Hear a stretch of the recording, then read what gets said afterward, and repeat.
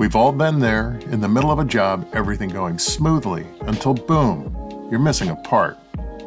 United Refrigeration is your one-stop shop for all your refrigeration needs. Use your computer or smartphone to go to www.uri.com at any time of the day or night to check stock on your favorite brands, such as Copeland, Sporlan, Carlisle compressors, Danfoss, Emerson CPC boards and sensors, Carrel, Hussmann parts, and K2Therm. United Refrigeration Inc. is home to these brands and many more. Looking for information on refrigerant conversions or refrigerant banking? Quick access links on the homepage can get you to the information you need.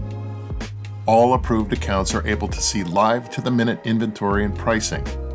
Product not in stock at your local branch? No problem. Use the Nearby Stock feature to find a local branch that does have what you need. Are you looking for a branch address, phone number, or after-hours number? That's all available as well. Just click on the branch locator and search for your local branch. Have a model number and looking for a replacement part? www.uri.com/ARP has a vast list of quick pick replacement parts. Just search for the model number of the equipment you're working on and click the Replacement Parts tab. If you don't have an account, click the Register button and we'll have you online in no time. With more than 400 locations in North America, each United Refrigeration branch is fully stocked for immediate pickup. Our branch employees have in-depth technical knowledge, so we can help you get what you need when you need it. Visit your local store or www.uri.com/ARP today. United Refrigeration Inc. has all your solutions down cold.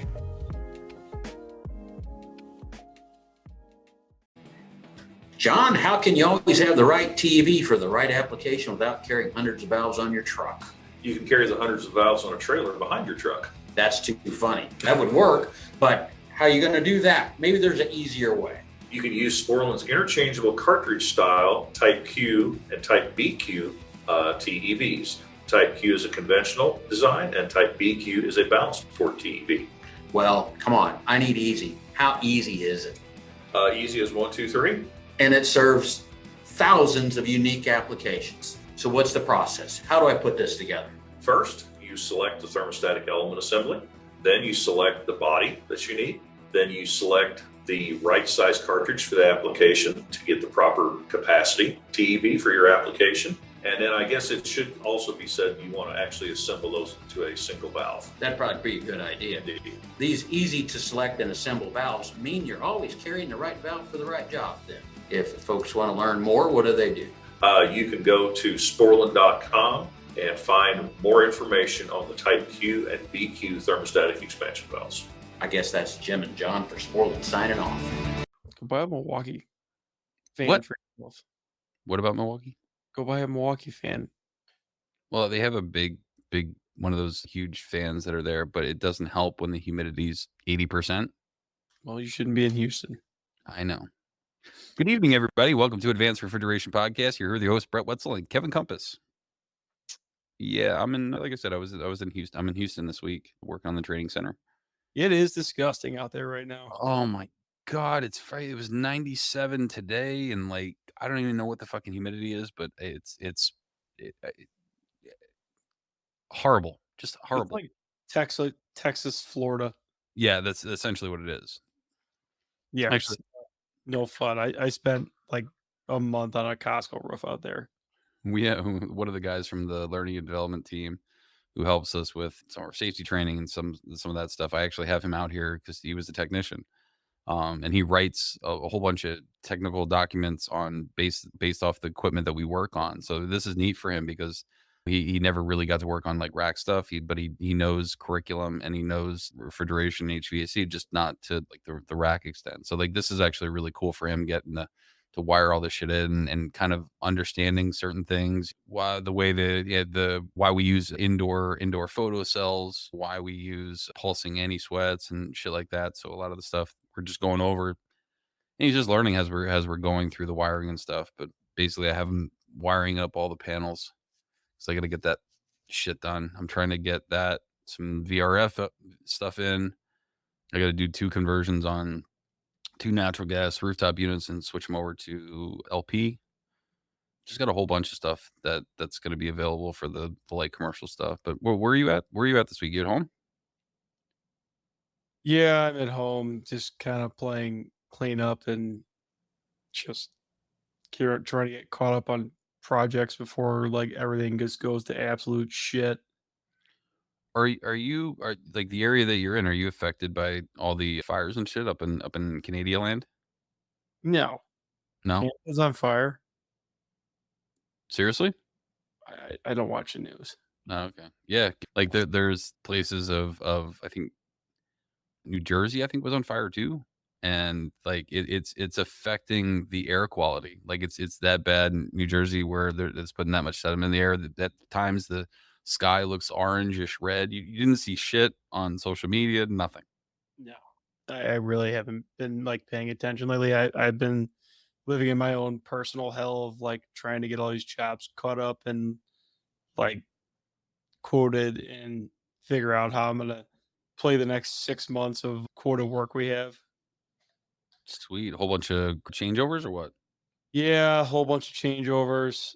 A few of them are out of town, which I'm not looking forward to. Where are you gonna be? So, like Southern Illinois, kind of like it's not like super far, but it's like far enough where like I'm not gonna drive every day. Like I'm not gonna drive 3.25 hours every day, even though I drove that home today. Damn.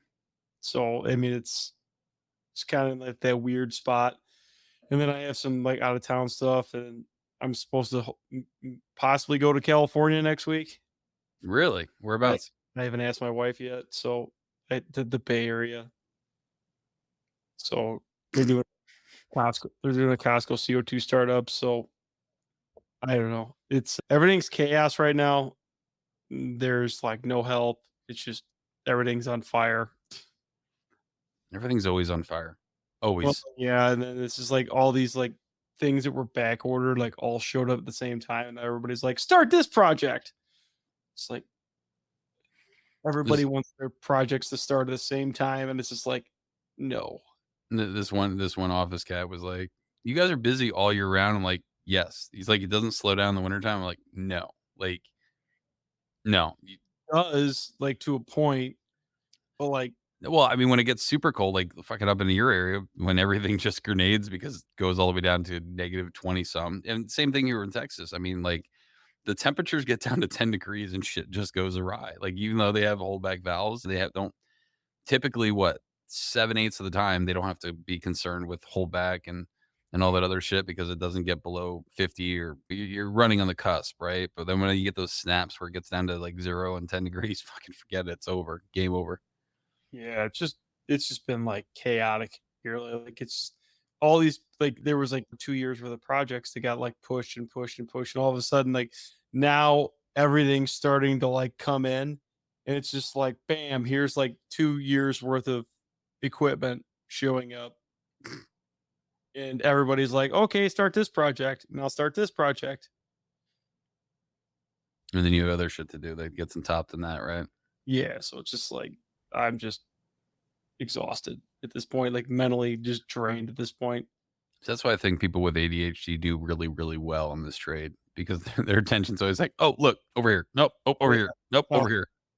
and then like that NASCAR thing's coming to Chicago, so it's making my life even more miserable because like they're like welding, they're like going around like city streets and welding down sewer caps and like stuff like that. Like Wait a minute. Wait a minute. NASCAR?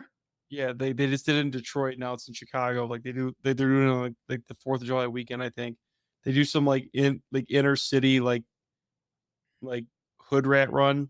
Oh, so it's not like NASCAR. It's not Well, like, it's like NASCAR. Like they're doing like this. Like they go around. I don't know. I'm not exactly into that, but like they are like blocking off city streets. They're like repaving parts of roads. Like it has just made traffic an absolute nightmare. And of course, like a lot of what we're doing right now is downtown stores. So everything is like affected by it. Like parking sucks. Like there's like road shut down everywhere, just double the traffic on back roads. Just sounds like a whole bunch of funness. Yeah, so I can't wait till that's over. But tonight, guys, I want to talk about something a lot of guys struggle with and a lot of apprentices severely struggle with, and that's reading, interpreting, and the easy way to figure out wiring diagrams. Well, I think to start, I mean, I think one of the things that has to be discussed is knowing what each one of the symbols means, right? And then it's kind of difficult to do via audio, but like learning what each one of the symbols actually means is going to help you on how that thing is drawn on there, right? So remembering that typically most schematics that are drawn are with no pressure and no energy applied. So essentially, if you have a system that has a low pressure switch, theoretically it should be open, right? Because I mean, if it has no pressure in the pipe, it should be theoretically written open. That would be my thought. And then figuring out like what some of these symbols mean, because you have one that looks that's a pressure switch, right? It represents a bellows. But depending on where that line is, where it actually either sets on the two circles that make up the sets of contacts, depending on how it's set, is dependent on what it's going to do, right? So if you have a pressure switch that's set right on top of the other circle that it connects to for the other connection, that would basically be a open on rise, right? Because as the pressure increases to rise, it would basically open up. So that would be a high pressure switch. If it was drawn the other way, it could be interpreted depending on where it's connected. It can be interpreted as a fan cycle switch, or it could be also interpreted as a low pressure switch. So, like knowing these symbols and what they are, as far as the what the temperature sensor one looks like, the thermostat, what that looks like, with the pressure, any kind of disconnect, fuses, solenoids. Just getting yourself familiar, taking 15 minutes to scope over the paperwork. I know Zero Zone has an incredible like in almost every single one of their books, they have the first 2 or 3 pages of their whole paperwork typically on all the mechanical drawings and stuff goes over like every symbol and every oh my god, I can't think of the word. Analogy? No? That's not it? Yeah, I mean, yeah, you're right on analogy, what that symbol means to them. Like, Yeah. that's the one thing you gotta kinda watch. Some manufacturers do things a little differently. They may call things certain different stuff, so try to find a legend, but like Brett said, like, start, especially new guys, start by learning all the symbols. I mean, there's a lot of them. There's gotta be, what, hundreds, Brett? Probably? Oh, I mean 100%. But that's the thing, like, as long as like how it's drawn, a lot of times you can like you once you start getting accustomed to all these different ways that it's drawn, you can kind of figure out, okay, well, the way that that's laid, you can figure out the theory on how that control circuit is supposed to work based off of how those symbols are fucking drawn, right? So if you get right. accustomed to that high pressure switch laying on the other top of the connection, you know that that is a safety style switch, right? So basically, if the pressure continues to increase, it's going to open up and then open up the safety. So, like I said, getting really familiar with those symbols and other manufacturer symbols, and you're gonna figure out the theory on how the thing is supposed to work based off of what has to happen first before this thing turns on, right? Correct, and, like, I mean, you're probably gonna see the same, like, 10 to 15 symbols over and over and over again. Let's be honest here, like, a lot of what we do in, like, the HVAC, our industry, like, it's gonna be the same symbols over and over again. You're gonna have pressure switches, which are gonna have the bells of the lines. You're gonna have temperature, meaning, like, thermostats. You're gonna have disconnects.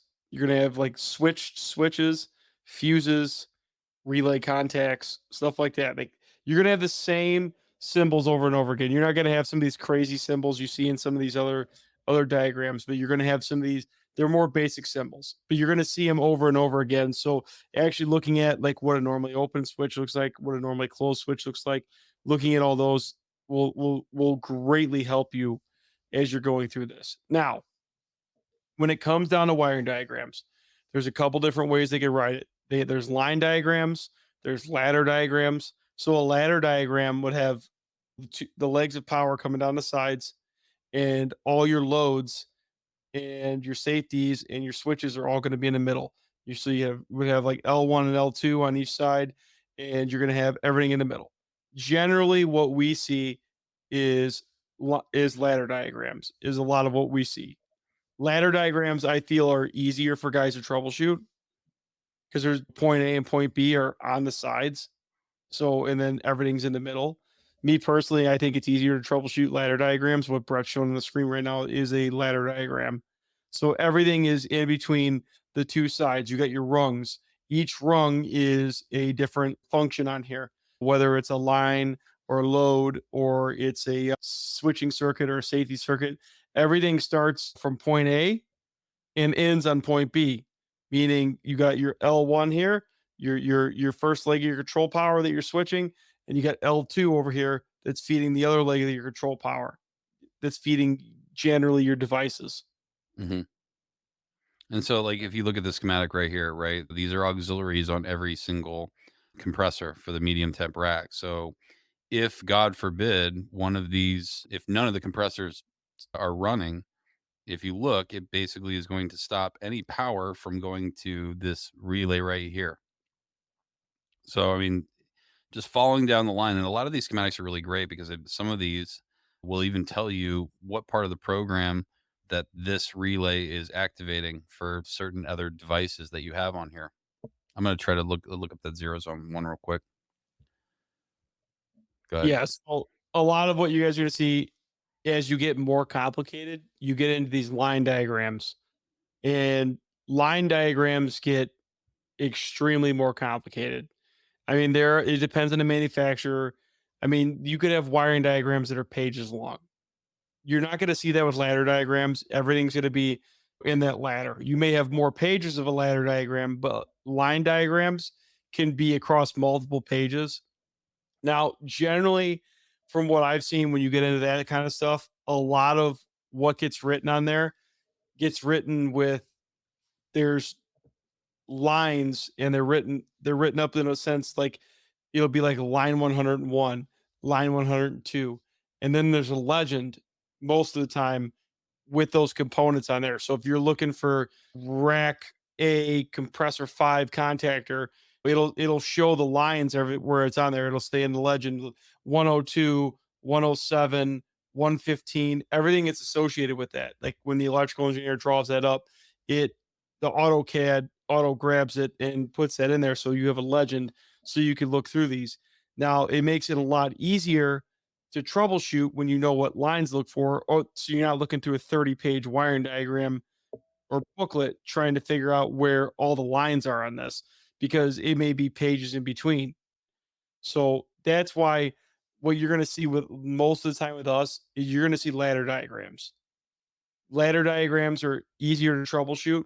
And then what I always tell guys is, come down the sides, find your point A and point B, start at the switch. And then you're going to move from, I always go left to right. So I'll move across, I'll go through each one, and then I'll find my load. And then I'll go backwards through there to the left and just keep looking at it backwards till I find it. And then the way I troubleshoot it is I'll start on L2, which generally goes right to your load. You're going to make sure you look at the diagram, make sure it does. You have nothing in between L2 and your load. You're going to put your meter on L2, and you're just going to hopscotch across every safety and contact with the meter lead going across to L1 to figure out where you're losing your power. Now that is the easiest way to troubleshoot a line diagram or a ladder diagram. I'm sorry. No, you're fine. Well, one of the things that I was going to say is sometimes being able to put this up here real quick so I can look at it at the same time. Today's episode is sponsored by the RefRuShield RDP Series differential pressure monitors from Westermeyer Industries, now available for transcritical CO2 systems in addition to other common pressures and refrigerants. When the filter element of your coalescing oil separator is contaminated, it can hurt your system's performance and efficiency. But how do you know when it's time to replace that filter? Wait too long to replace, and you could end up with a nasty filter blowout. but replacing too often can be a waste of time and money. The answer is installing a differential pressure monitor. The RDP series differential pressure monitors, including the new transcritical CO2 model, are available now from Westermeyer Industries. To find out more information, email sales@westermeyerin.com. That's WESTERMEYERIN.com. Entire screen. No window. Here we go.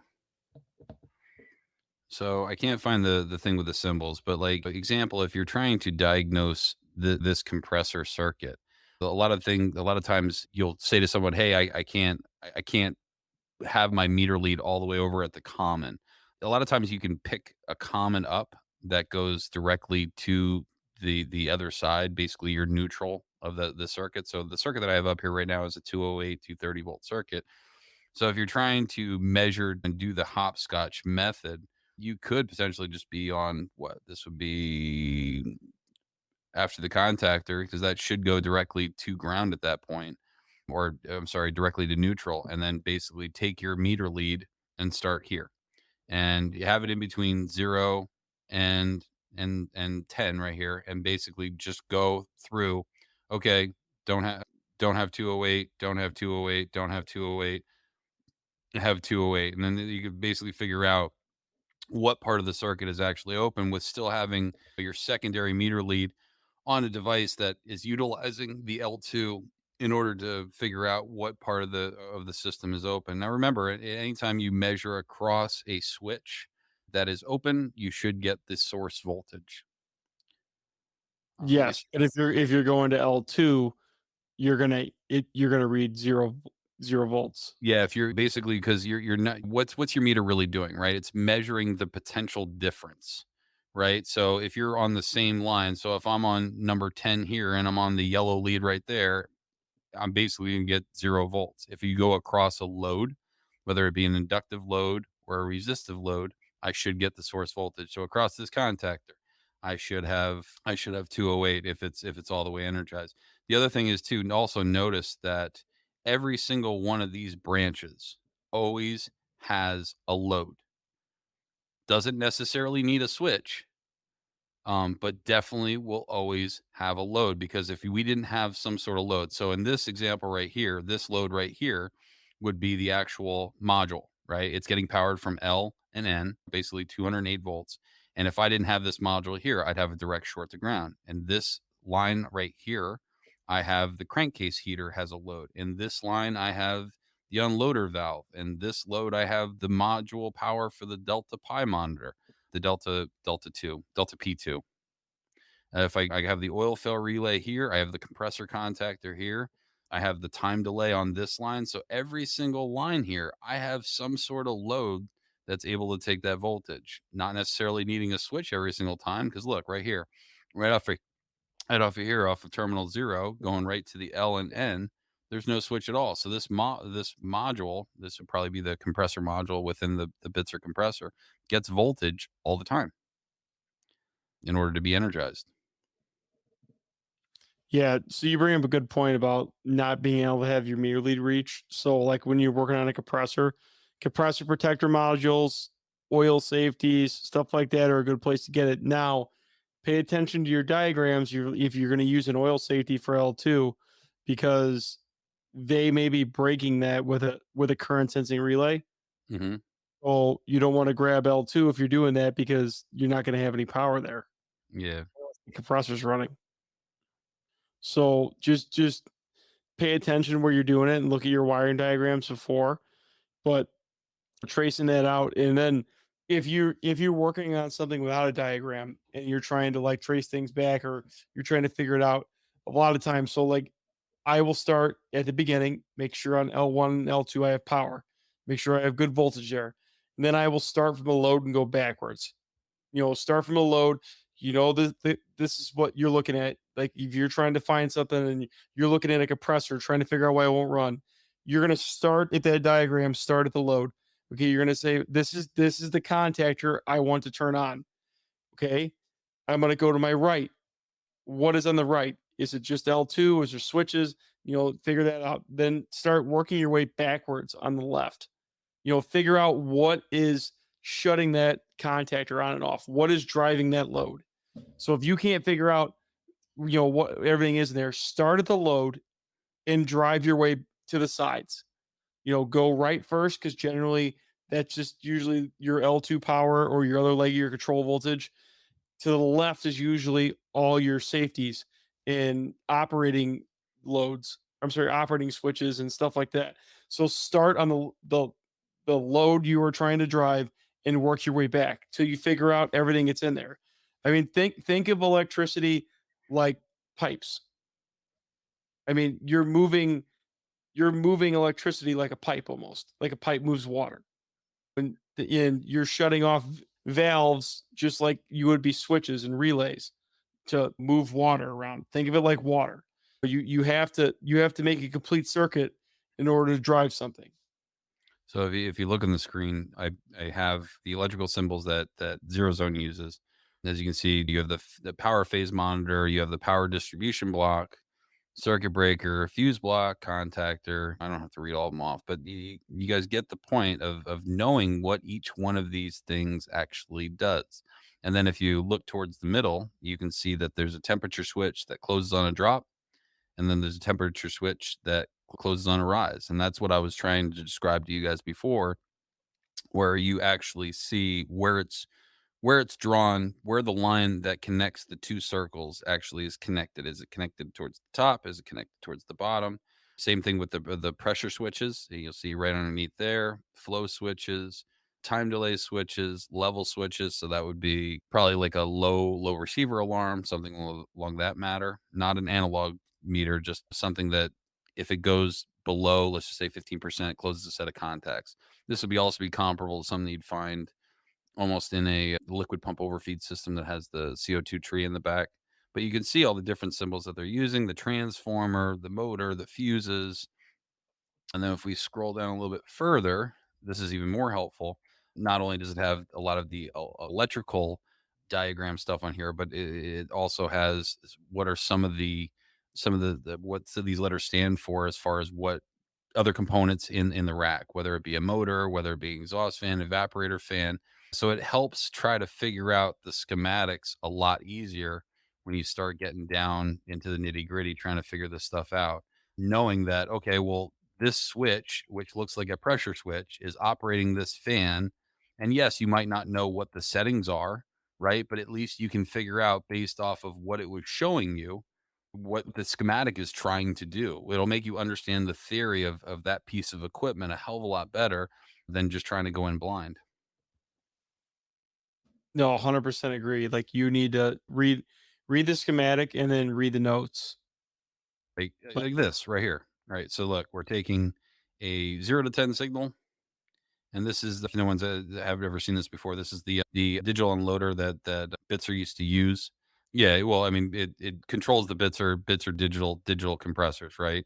And this one just so unloader valve 1, unloader valve 2. So based off of the signal that it gets up here is when it's going to initiate these two unloader relays, whether to load or not load. Yeah, no, 100%. Like, going through all the notes on the schematics is a huge thing. Here's another thing too. I believe this wire key color code will basically tell you if it's wire number 20, then that wire is probably going to be red. Or anything from 20 to 29 is going to be red. From 30 to 39 is going to be yellow. From 40 to 49 is going to be orange. So utilizing some of this other shit that you find on these prints will also help you kind of understand that. And like every manufacturer has their own quirks, right? So Hill Phoenix, for the most part, where they use for their 208 circuits, usually black and red wire, right?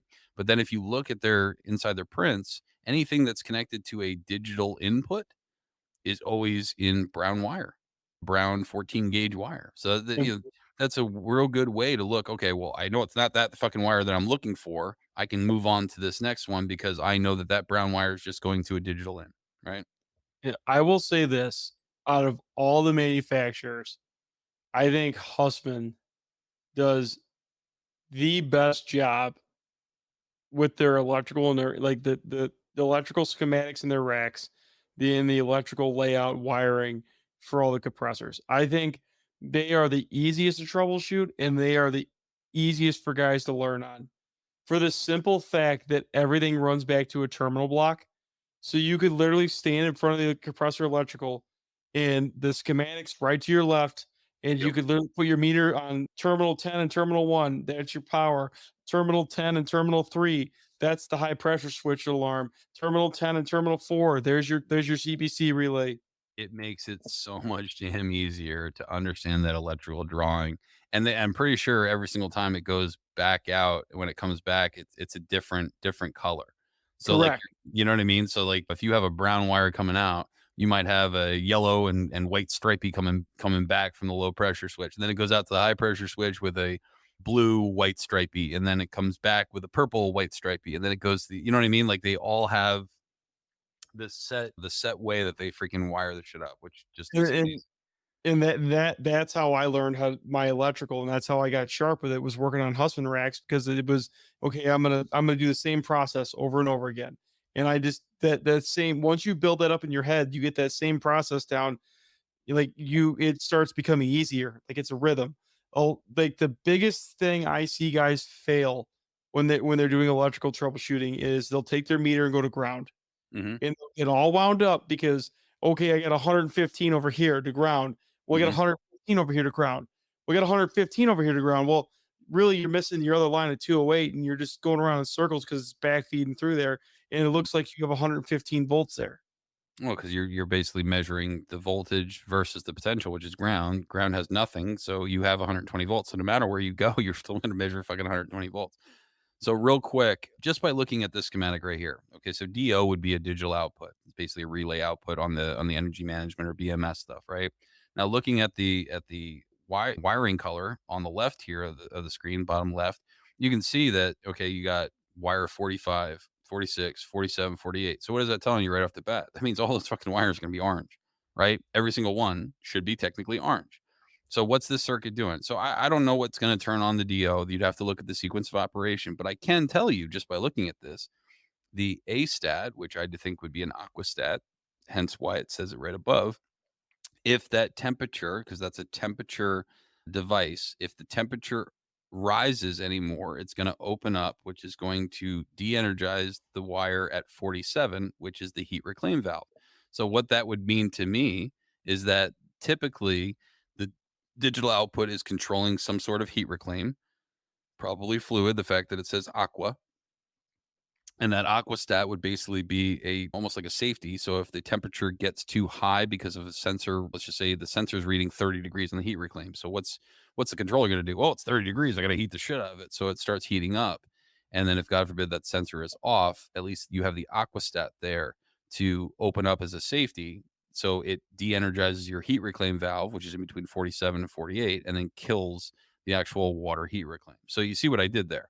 I basically took the symbol that I know what HRV means, what DO means, and basically took the theory based off of how that's supposed to run and transposed it into this is what it's going to be doing based off of this. No, I mean, yeah, or you got that solid ass jumper right there. Well, that's if you don't have the aquastat in there. Smarty pants. Yeah. No, I mean that's 100% the way to do it. Like if you know what the symbols are and you could kind of throw this together, you could easily figure out what this piece of equipment's going to do. I mean, even if you don't have the sequence of operations, I mean, you're not going to be able to figure out what the EMS is trying to do, but you could at least figure out mechanically and electrically what this thing is trying to do. Now, another thing like to watch out for is like a lot of like control systems will use pilot relays. So they will have relays driving other relays. Now, the reason you see a lot of pilot relays are like, especially back in the day, like a lot of relay contacts on boards and EMS controllers aren't rated for the duty or the amp draw or the cycles that they're going to be seeing. So what they do is they use a pilot relay. Hey, So you have what was the what, first thing you said? the duty cycles, or I'm sorry, I just wanted you to say duty again. so they aren't rated for the cycles. So what they do is they use a pilot relay, like an ice cube relay, something that say say you're driving a load that's like an amp or amp and a half, you don't want to put that on a CPC or a microthermal relay. Yeah, it can handle it. It can handle 5 amps or 3 amps, but it's not good for it. Yeah. And here's the thing: if you short that out, you lose a board. So you may blow a fuse, or you may burn up a relay contact point. Okay, it's a lot cheaper to burn up an ice cube relay than it is to burn up a $900 board. I agree. So that's where you see a lot of pilot relays coming in. And it depends on what you're doing. You'll see a lot of pilot relays driving stuff outside the rack. So, like external circuit stuff that's like out in the field where it needs to be isolated from the rack control. So, that's where you'll see pilot relays. So, a pilot relay is essentially a control relay driving another relay. So, it's driving a relay, it's splitting up the wiring. Let me. So, Oh, go ahead. sorry. No, Go I ahead. was just gonna say I want to bring up this other schematic just so we can go through a little bit more theory Yeah. on how this rolls. I don't know why we didn't do this long ago. Window. Okay, so if you look at this schematic that I'm about to bring up here. So this is on a liquid pump overfeed slash cascade rack. It's a combination rack. Look, there's a double pole single throw switch. So that goes through this relay. I don't know what this relay does. It looks like it's some low temperature run proof relay.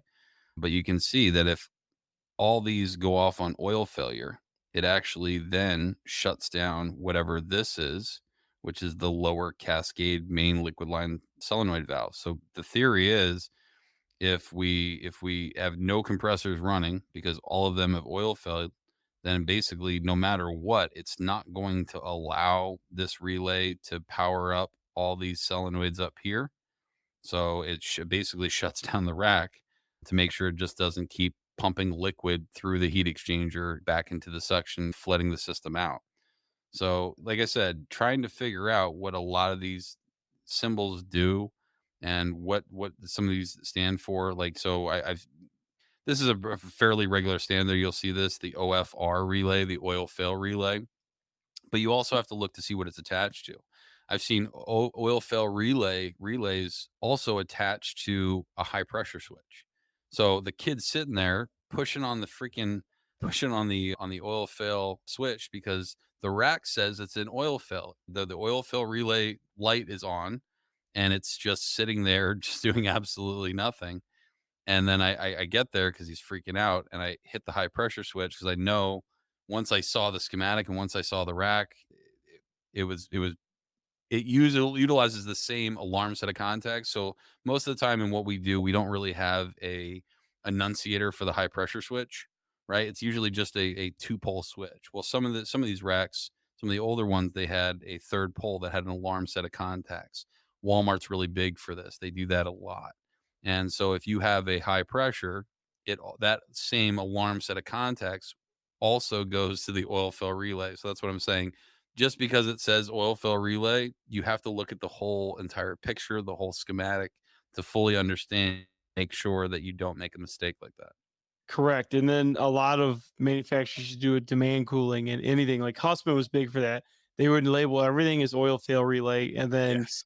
everything would be you'd have all the demand cooling, you'd have the compressor module alarm, you'd have the everything tied to it, high pressure, oil fail. So I mean, same thing. Again, just like jab and safeties isn't a good thing. It's why you need to use your meter and electrically troubleshoot. That's why in the beginning, like, take your time. I see guys do this all the time. New guys get to a job site, the lights on. What do? They go grab their hand, they just go jab it in the oil safety. Okay. Well, they didn't troubleshoot it. They didn't see what it looks like. That's when you should be troubleshooting it with your meter to teach yourself how to actually do this and how to actually go through it. Because what if that light's not there? I mean, you're gonna have to actually figure it out. I mean, you don't want to go just jabbing safeties in, especially like I see it a lot of the guys will, oh, I pushed the high pressure and I pushed the oil fail and I pushed the demand cooling, and now I don't know what it was off on. What's that? But sorry, it's raining like crazy, so my internet's glitching. No, I was just gonna say it again because it sounded like you broke up for a minute. So like guys will get on site, especially newer guys, and they'll jam the high pressure, the oil safety, the to make cooling, and they'll start resetting them all. And then by the time somebody gets there to help, they don't know what it was off on. They Gotcha. don't know what the actual like fault was. I gotcha. Yeah, your internet's starting to fucking fizz out. It's raining sideways. I thought maybe your kids were playing Fortnite. No, the old Elon Musk internet doesn't like the rain. No, you know what? Let's end it here. I think what I'm going to do is I'm going to make something going into different manufacturers, having examples of different wiring. I think that would be a good video to make, and then we can basically use pointers to try to show how we would diagnose and where you would potentially get that voltage. I think that would be a good like 4-part series. We can do one on Hill Phoenix, one on like Husband Rack. Fuck yeah, let's do it. I think that'll turn out good. Yeah, let's do it. My internet's fucking shitting out. All right, guys. All right. Thanks for listening. Have a good night. Easy.